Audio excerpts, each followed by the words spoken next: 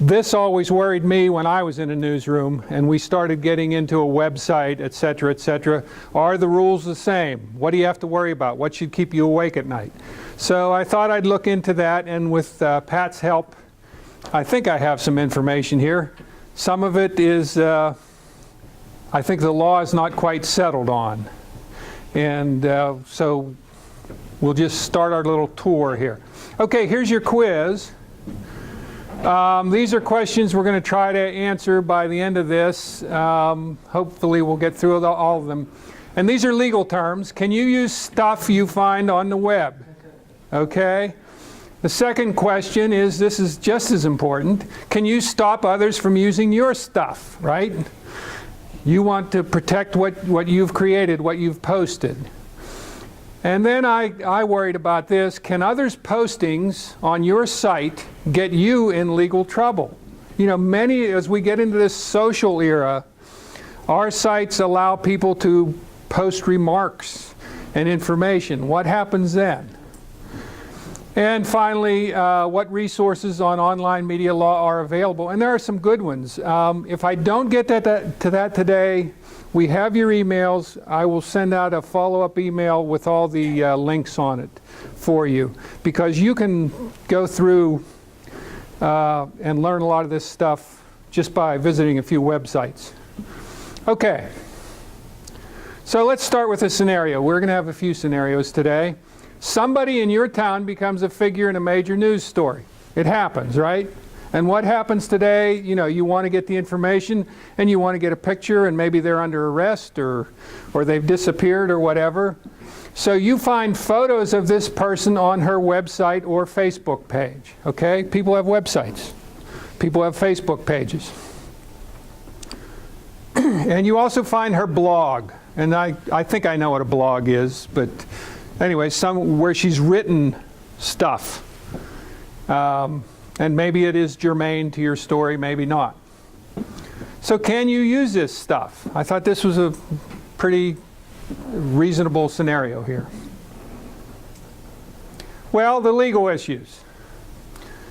And too bad Bob is already gone, or maybe he could add something to this.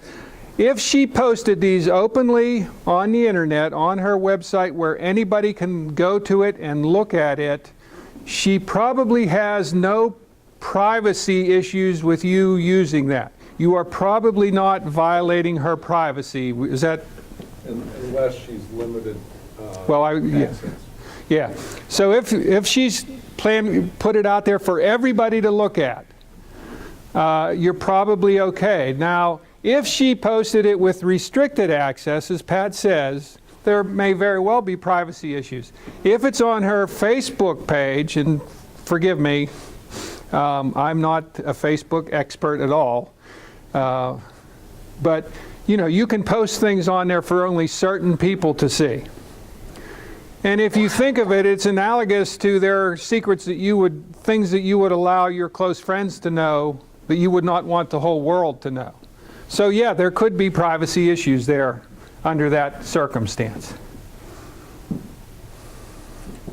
So that's about privacy. Copyright might be a concern. And I was in a newsroom for 30 years and I didn't think about copyright, except I saw that we had the little bug on our paper, and that's all I worried about it. I think with everything that's happening media-wise, I think you're all going to get more involved in copyright in the next, decade or so, because it's so easy for these disputes to happen. So we have to do what I do a lot in this room, which is review some basics. Copyright. You probably got a lecture like this a long time ago, and the basic rules haven't changed. Copyright, it's federal law, protects works of authorship, things that were created, things that are somewhat original, fixed in a tangible medium of expression, written down, recorded, anything like that. Now, the copyright protects the work, and it's very important that you differentiate here. It does not protect the ideas or the facts in that work. So, I think I have it on a slide later on here, your news reports, whether they're on film or on paper, are protected. If you created them, they are original works of authorship, and you've written them down, you've set them down in a medium. However, the information in them, you can never own that. If you spent 6 months investigating the mayor and uncovered that he was doing whatever, and you break that story, you own that report, but you don't own the information that you reveal in that report. It protects, copyright protects how ideas or facts are expressed, the words or the images that you used to express them. Really quickly here, copyright can protect basically all the stuff we create. I still consider myself in the news business. All sorts of original works, but the ones that concern us, print and broadcast news reports, photographs, film material, drawings, infographics if you created one, advertising and PR copy. And we're getting into web pages and stuff. If you created it, if there's some bit of creation to it, if it's not just a plastering of facts, then it's protected by copyright. So when does it get that copyright? Yes? One thing that isn't on the list is music. Oh, yeah. And we use now on websites, the inclination is to find some music at some points, and you have to be careful about music because it's often a copyright. Sure, yes. So when does it get this copyright protection? What do you have to do to make this happen? This is neat. It happens the moment it is fixed in a medium, the moment you write it down, the moment you record it. That recording that's going on right now is copyrighted. It's being created by somebody. I think WVU would own it. I don't know for sure. The moment it's set down there. And the neat thing is this is automatic. If it's a copyrightable work, this happens as soon as it is written down, even if the copyright is not registered. You guys have heard about registering a copyright and the U.S. Copyright Office. Even if you don't deal with them at all, what you have created can be protected by copyright. And even if you don't use that copyright symbol. Okay, so these are the general rules of the road. So back to our scenario. Now we know that our news figure's blogs, she created essays basically about something. They're protected, and her photos she created the moment she snapped that shutter are protected by copyright. Which gets to your question, so we can't use them because they're copyrighted? And I think you mostly know this answer. There's a big exception to copyright. It's called fair use. Even while a work is copyrighted, the owner never controls all uses of it. Our society couldn't exist if that were the case. If you couldn't mention, say, another newspaper that somebody had put a title to, if you couldn't even mention it without their permission, how could we ever communicate about anything? So there is what's called fair use, the exceptions to what the copyright owner can control. Fair use allows some use of copyrighted work without permission. For instance, you can quote part of a copyrighted work without getting permission. You did that in school when you wrote your papers, and you didn't have to write to the authors of the books to say, can I use this paragraph? You know that. Now, there are lots of disputes over whether something is a fair use or an infringement of somebody's copyrights. And the key factor is going to be how your use affects the market, the possible market for that work. If this person became a news figure, they might be able to sell their story. They might be able to sell their photos. They might be able to make money, you know, selling those photos to tabloids or whatever. So I think this should be in the back of your mind there. Is your use of that photo, if you said, okay, it's posted on the web, I'm just going to use it, boom, boom, you might be violating her copyright, or the person who took the photo of her, their copyright.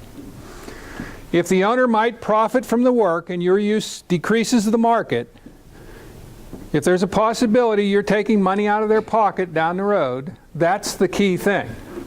Now, you've probably all heard something different about what the key matter is. We'll get to that. Regarding her blog, fair use would definitely allow you to quote excerpts of it in your news reports. Is that fair to say? Especially a news, a news story. People want to hear about what this person has done. So you're certainly clear to do that. Just taking the whole thing and posting it on your website could very easily be a copyright suit. Yes?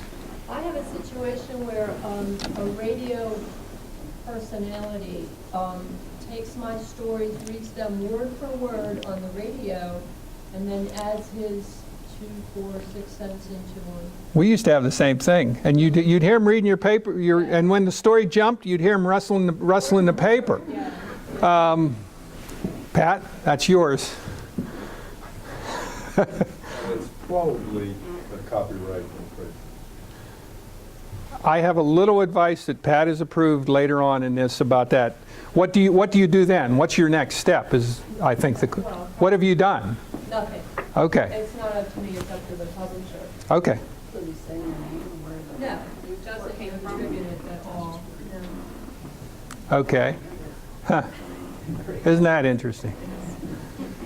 Now, here's what some of you have heard. How many of you have heard you can 400 words? Has anybody heard that? Or 200 words you're allowed to use and it's fair use, and if it's 201 it's not, you have to get permission, or 401. That's what I had heard. The sad answer is this was set up by lawyers, so you have to go to a lawyer to find out, but it's not a magic number. If somebody had a haiku that they could sell that had, 17 or 19 syllables, and you published the whole thing, that would only be 19 words or 10 words or something, but you might be violating the copyright. In broadcasting, we're told it's 3 minutes. You can use up to 3 minutes in a period. Pat, do you have anything to shed on that? I think the same thing holds true. It would depend on the circumstances, but I don't think there's a strict 3-minute rule. So there might be a case somewhere when a particular situation involved 3 minutes, and perhaps a court said that that's the line in this case, but there's no general rule. That's a good question. That's a really good question. So you under that, you'd be able to, if you saw a report by some competitor or some other, you could just pick, without violating their copyright, use 3 minutes of what they did? I know that in the scenario that it comes across is when we're doing a TV show and there's a documentary from PBS that addresses the very issue that we're talking about. That in order to illustrate, we can use up to 3 minutes of that documentary, but no more, because then we'd be infringing on their copyright. Well, I'm not the lawyer. I was getting some legal advice on that. Go ahead. Yeah. If I could just ask about that, regarding this sort of scenario Beth mentioned, where what if it is a video that a broadcasting station has produced and they showed on TV, but they also then posted it on their YouTube channel, and they did not disable the embed code so that I could very easily embed it onto my blog? Am I violating your copyright? You're saying that on your blog you have a link?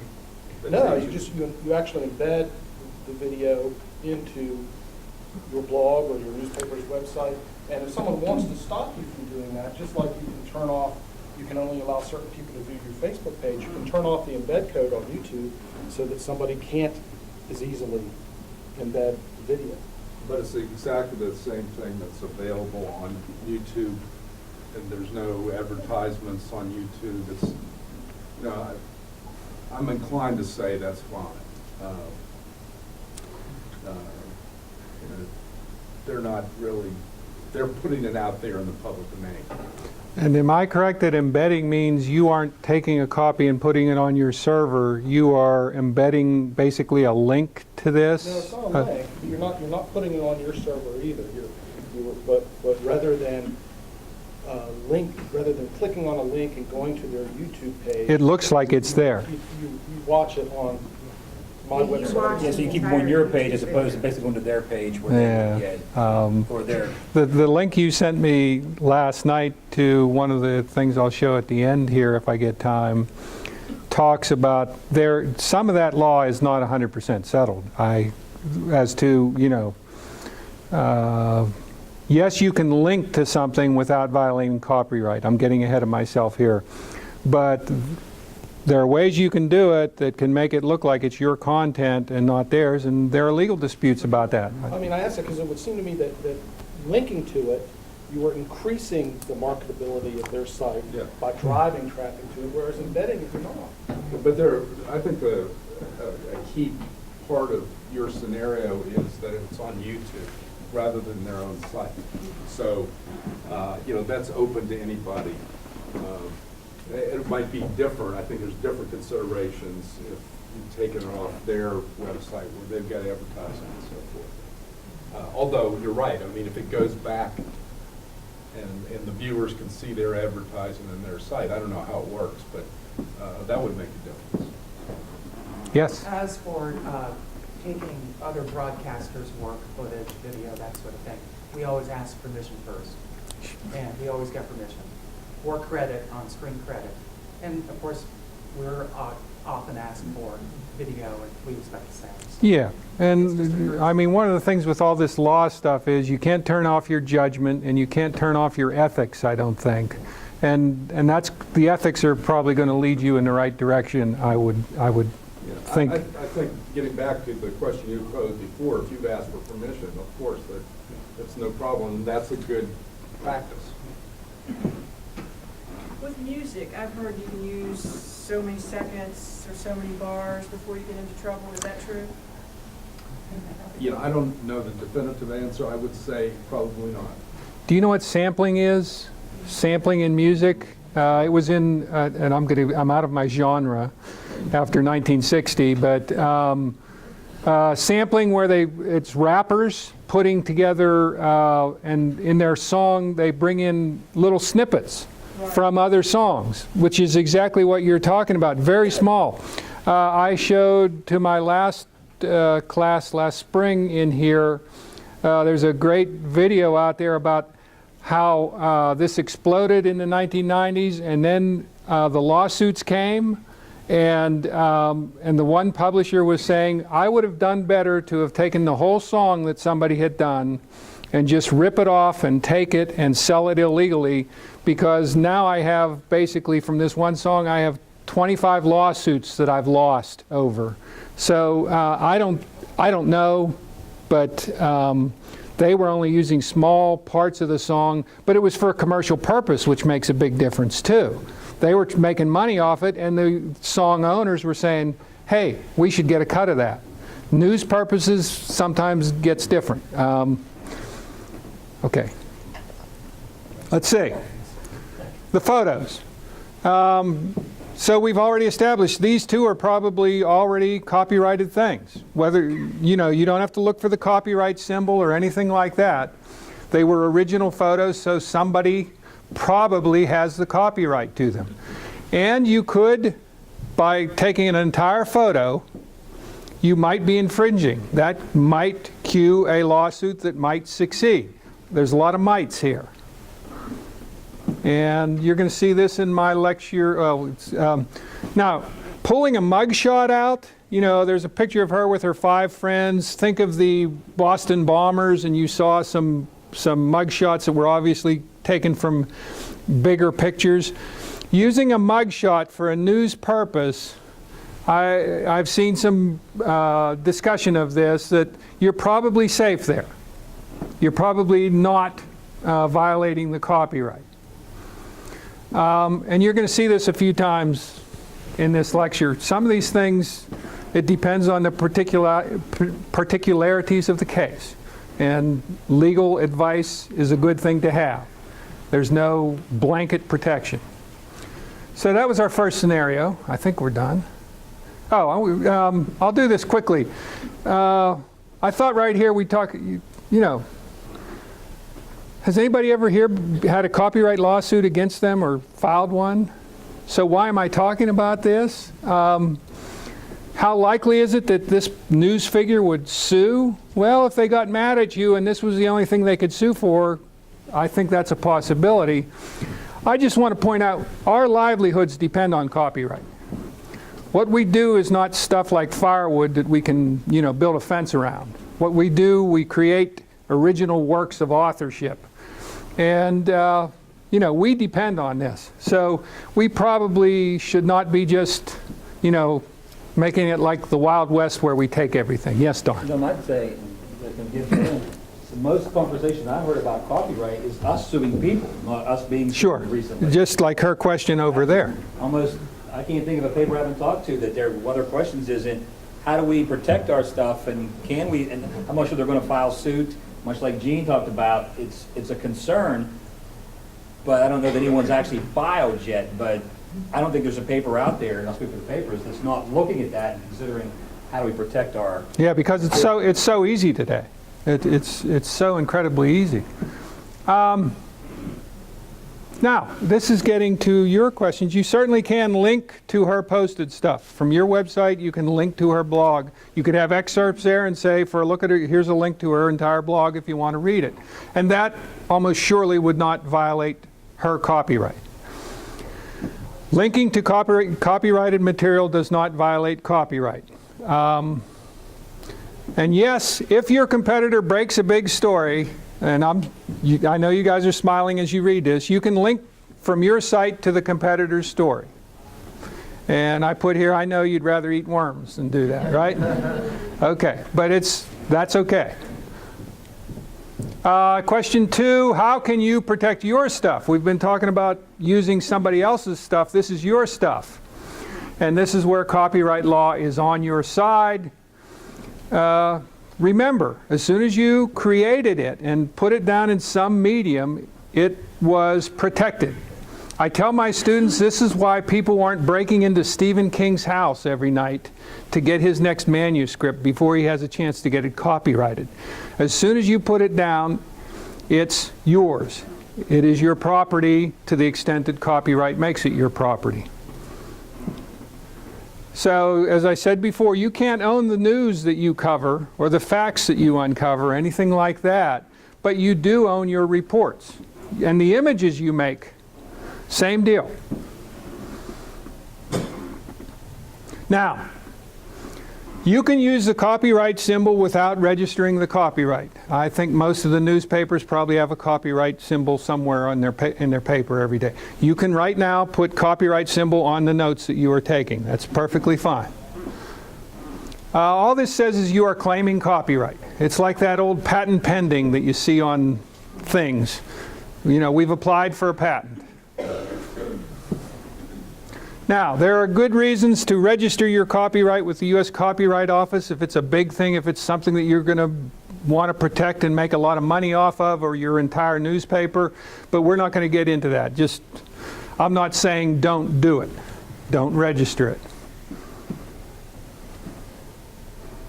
So, what if, and her question, what if somebody took your work, your stuff, and published it without your permission?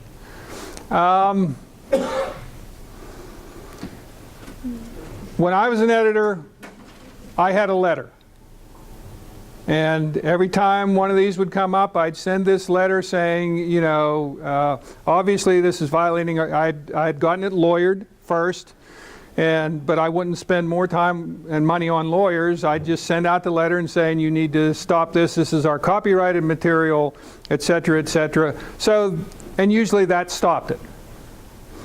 Beyond that, and Pat brought up, if they're doing something that is already taking a lot of money off of you some way, we get back to get legal advice. How about attaching the invoice? There you go. I like that. Yeah. How do you determine how much you're charging? Is that, Just put a price on there. oh, okay. That's what backs people off. I hadn't thought of that. That's pretty good. Okay. How many of you, your paper or your broadcast or your station or whatever has a Facebook presence? Okay. I just thought I'd mention this. We're going to go quickly through this because I'm going to run out of time. To be on Facebook, you've agreed to give up some of the rights to your original work to Facebook. Not to other Facebook users and not to the world, but when you signed up, pardon how fast I do this, you've agreed to give Facebook a non-exclusive, transferable, sub-licensable, royalty-free, worldwide license. Now, I'm not a lawyer, but that's a lot of stuff. To use any IP content that you post on or in connection with Facebook. IP up there means intellectual property, like the copyright stuff. So, I mean, just saying, I'd want to talk it over sometime with my lawyer about what I'm giving up if I put stuff on my Facebook page. But if you post a link that goes back to your site, you're not transferring. Yeah, I think I'd have to look at that. This is, The officer will say, to read our story about blah, blah, blah, blah, and there's the link back to our site. We're not putting the content of probably the not, story. but these, what you're agreeing to is not just a paragraph long. I don't know. Oh, it's, if I yeah. ever read Yeah. 25 pages. And, maybe you've given away your firstborn, I don't know. But that's just something that being careful about. And I don't know the definitive answer to that question about the link. I'm thinking not, but I'm not sure. That's worth checking. Just a question. Oh, sorry. I'm sorry. Ben. To go back to the scenario that you're explaining, what, if the person of interest is a minor, how does the scenario? Wow. And there is a specific story that we can discuss in Morgantown involving a minor. Okay. So if this is a scenario, how does it change everything? Will we have to contact the parents before we pull, if we link to the blog, we pull from the blog? Yeah, I think the news director would make it. I think that would be the ethical answer, certainly. Is that what you would This is advise? going on all the time, that bullying case, that's part of the story as well, what kids are posting. Don't the circumstances matter if you're talking about a minor who is a victim of something as opposed to a minor who is charged with something? I mean, there's a pretty big difference between those two.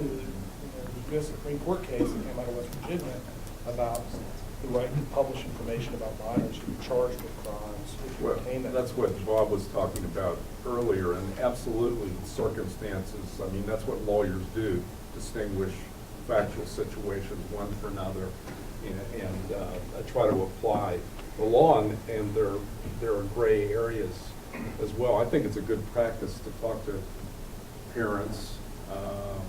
If it's a crime, it makes a difference. Has it been reported by someone else?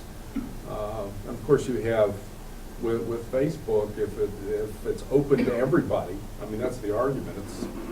It's fair game. If your next door neighbor can do it and repeat it and communicate it, but that's something to be careful about. Again, this area of the law is evolving, and it evolves with the exception of the federal law protecting websites. And there's certain, I think Tom's going to talk about that, there's certain protections in that, but otherwise this area of law is governed by each state's tort law that Bob was talking about. So we're implicating the privacy issues here that Bob was talking about, for example. Another Facebook question. At the beginning, we talked about restricted access, but let's say one of this person's Facebook friends is a reporter. So they're in the newsroom saying, I can get her mugshot, I can get her non-public pictures. and just for the sake of the argument, let's say that it's very clear on the reporter's website where she works, what she does. But in your hypothetical, the website is limited to people that this person who's posted the information has, she's limited to access, and the reporter happens to be a friend. And I think that's an example where facts can make a difference. And again, I can't, we don't have a case on that I know of, but I would say that she's obviously indicating an intent to keep these communications private. And then you have the people with, 10,000 friends, Right. which might make a difference. Clear as mud, right? This has been fun researching for this presentation because I thought I knew some of this stuff, and I did know some of this stuff, but there's a lot of stuff that I knew that was wrong. So we'll keep plugging along here. These are great questions.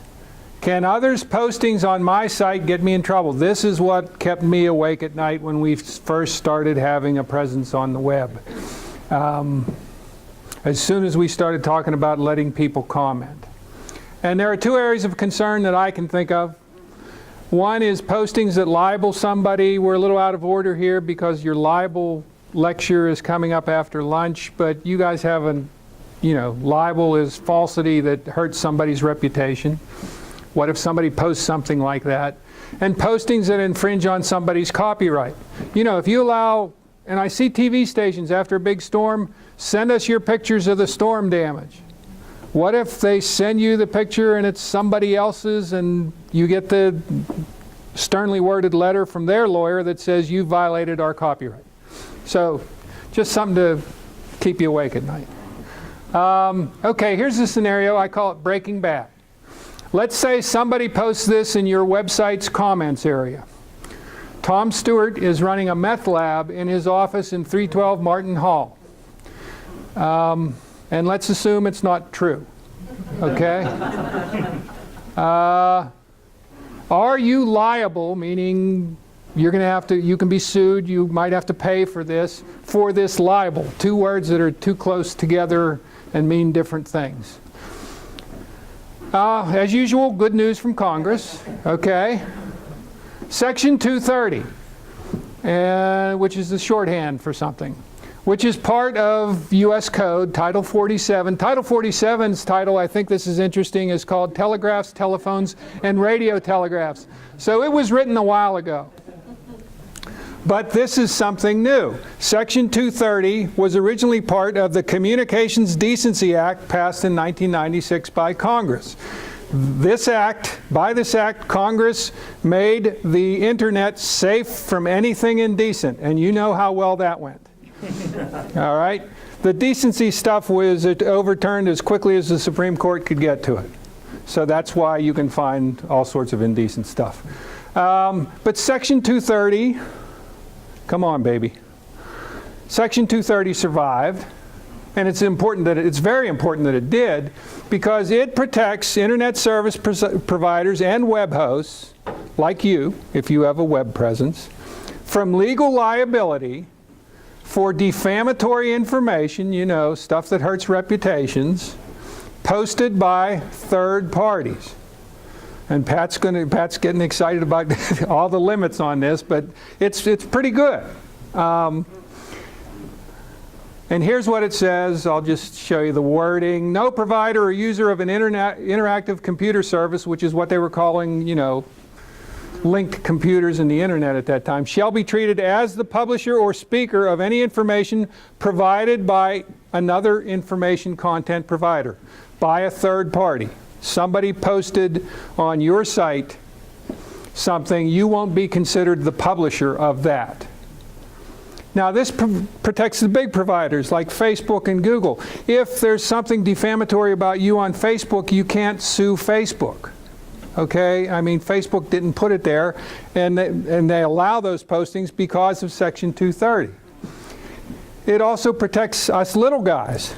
If I have a website and I allow public comment, and somebody posts, Tom Stewart's meth lab thing, I'm okay. Because here come the ifs. So if a third party posts something libelous on your website or blog, you probably cannot be sued as the publisher. Here's the warning. You can lose this protection, especially if you found somebody had posted something elsewhere on the internet and you choose to put it on your website and it contains libelous material. You can see how you've gone into, you're sort of publishing that. And this is not entirely settled law, is that correct? But you know, just ethically, it's going to lead you not to do that if you see something that's unproven and going to hurt a reputation. Does that touch on the embedded codes and links? Or the embedded video? I think it's a different issue. I think there you have an intent, you have an ability to identify defamatory material, and you choose to post it on your website. And I think that makes a big difference. I just want to ask, it says that you probably cannot be sued as the publisher, and I just want to ask if either of you can answer this. Can't you still be sued, and shouldn't that more accurately perhaps say you would probably win if you probably Okay. successfully defend it? I think because regardless of whether you win, you know, if you're a small newspaper and you get sued, it's going to cost you a bunch of money. Yeah. You know, unless you have very kind lawyers that don't like to get paid. Like the ones we have today. That's an excellent point. Sean's going to address that, I think, this afternoon. But what you're talking about is the misuse of defamation law, the so-called SLAPP suit, the strategic lawsuit against public participation, where the goal is not really to get a lot of money from the lawsuit. It's to chill the reporting and make the reporter or newspaper back off.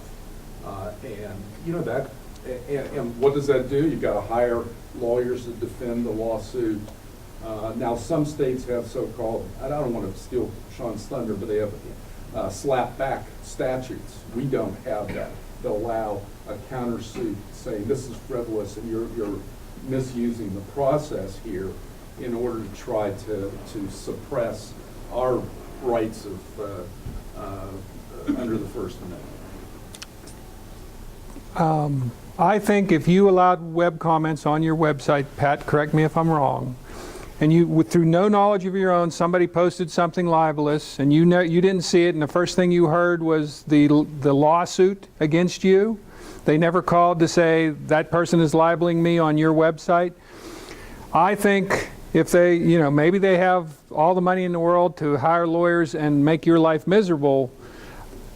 My guess is that Section 230, under those specific circumstances, might lead to a summary judgment. I think that's what your lawyer would say, which would lessen your... It would go further than that. I mean, it really might, if the law is really crystal clear, then you've got a countersuit or sanctions, monetary sanctions and attorney's fees to be paid with regard to defense.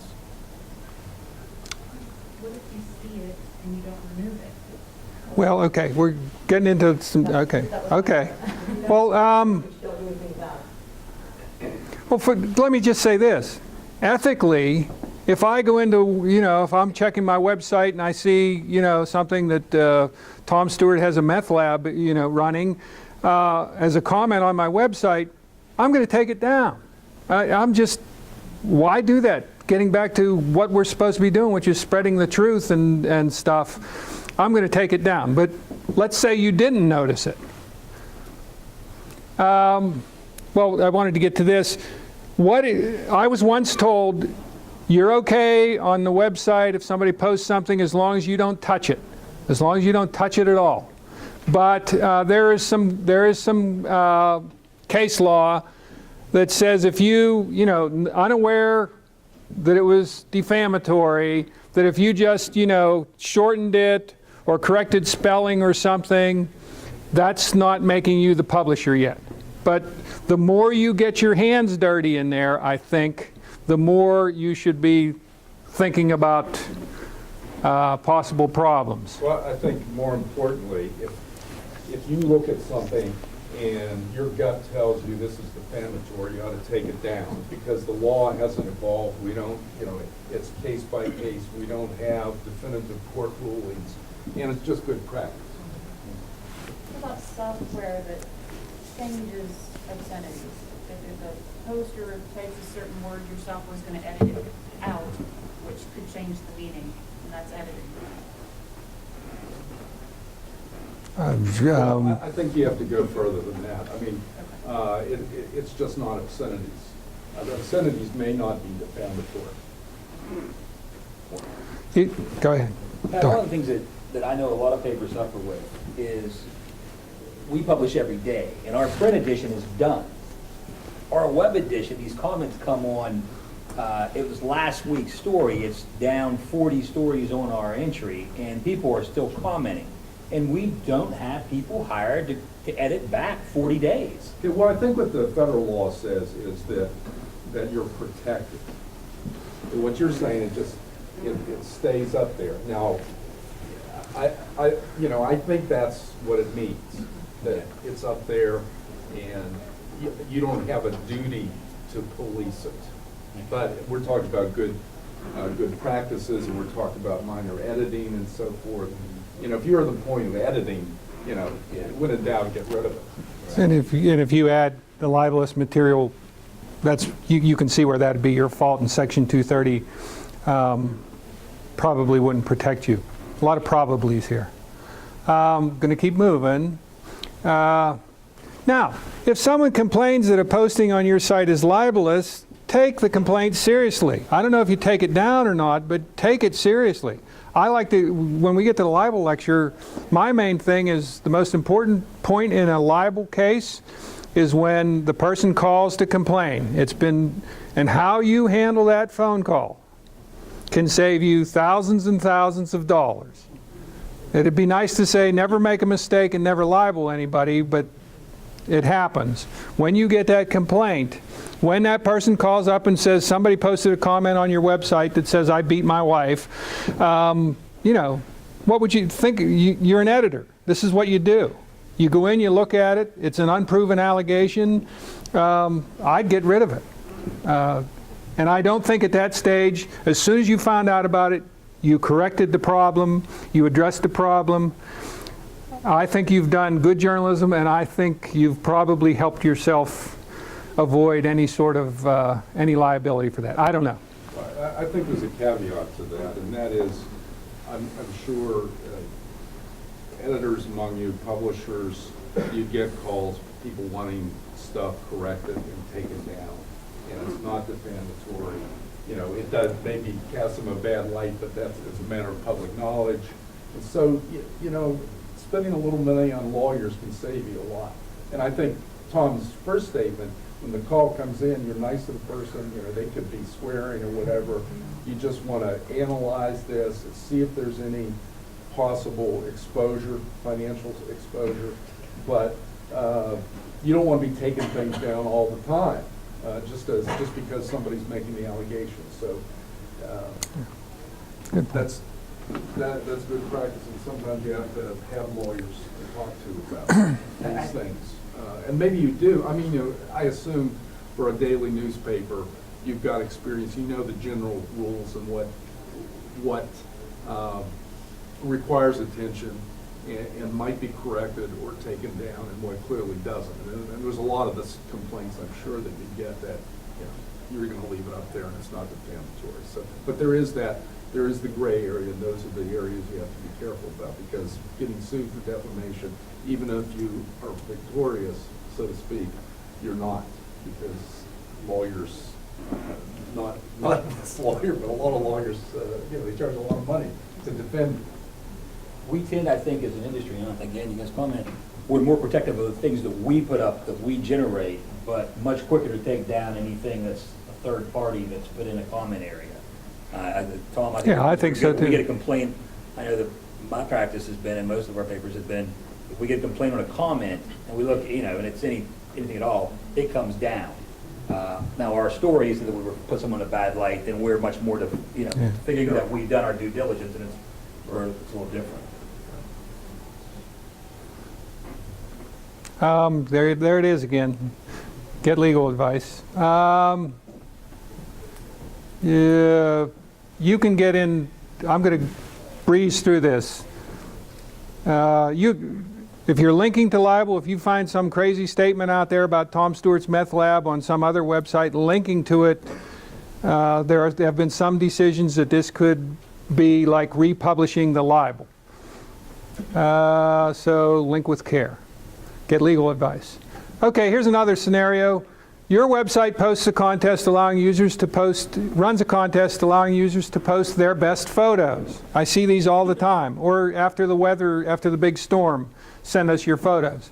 And a professional photographer complains that one of the posted photos that showed up is hers and she's going to sue. Now, before we get to it, get legal advice. Are you liable for that infringement? So now we get to back into copyright a little bit. And once again, thank God for Congress. We say that so often. They passed the Digital Millennium Copyright Act in 1998. It kind of got our copyright laws a little more in touch with other nations' copyright laws and updated them. And so now we're talking about Section 512 of the U.S. Copyright Act. And what this one does is says online service providers like Comcast, like YouTube, like your website, are not responsible for copyright violations by third parties, other people. You know, they posted something on your site that was a copyright violation, and that you have to do all of these things to get the protection. You couldn't have known about the infringement. Once you get the complaint, you know about the infringement. So you're going to do the editor thing and take care of it.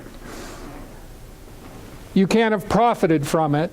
It can't be a wink-wink thing where, oh, I didn't know, but go ahead, put this stuff here. Some of those file-sharing services got in trouble that way, illegally selling music. And you had no hand, in this one, no hand in editing the material. You didn't select 10 photos out of 100 to post on your website. And, it keeps going, you have to have designated an agent to receive claims of infringement. If you go to the U.S. Copyright Office, you can look this up. WVU has an agent to handle claims of infringement. You have to tell the U.S. Copyright Office about that designation, and then you have to post it on your website, along with a thing saying if you claim that there's a copyright violation on this website, contact, Don Smith, and his phone number is X, and et cetera, et cetera. But there is some protection there. This you can, you don't know about it. You're not making money from it. You're going to act on it when it comes down. You've registered somebody to take these communications of complaints.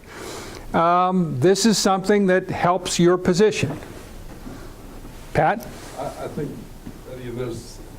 I looked at this PowerPoint before, but I think there's something problematic there. Okay. And I have not worked with the Copyright Act, and I'm not an expert. I know something about it. But I think the term service provider may not include the individual website, commercial website. Okay. Let me look into that. Okay. The link you sent me gets to that. What was the one was it EFF you sent me last night? Yeah. Okay. And I think that's at the end of this if we get to the end. Blah, blah, blah. We're going to skip this. You might want to talk with your lawyer about having a terms of use statement on your website about acceptable things. Don't put up defamatory stuff, et cetera, but there's no blanket thing that I can say, do this, or that I think Pat can say, do this. It's something you might want to have. I like it because it would be being open with your audience and telling them, here's the rules we're going to play by. I like that. I think that's ethical. If you look at some of the bigger websites, they have terms of use statements.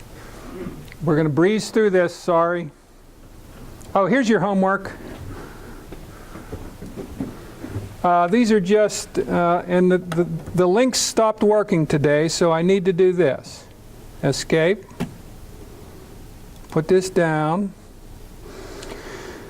Oh, and it's disappeared. Yeah, it's disappeared. Sorry. Delegated.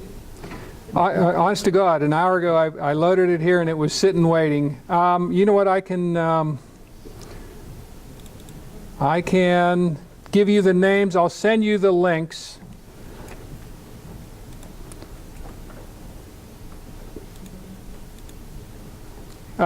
These links stopped working this morning, which of course was going to happen. One is pointer.org. How many of you have used Pointer? It's a great thing. Lots of training there. If you haven't checked it out, it's, you know, a lot of it is free. They have a course that you can take at any time for free in their News University. You go in their website to training, online training, and then they have something called News University. And look for the one on online media law. I use that. The Electronic Frontier Foundation, which used to be the Electronic Freedom Foundation, has a legal guide for bloggers. Now, most of you are not bloggers, but you are kind of bloggers, and the law that affects them, you know, you want to have a good idea of the general features of the terrain. And, oh, this is the one Pat said. The Reporters Committee for Freedom of the Press offers a digital journalist legal guide, which has a lot of the stuff that we talked about today.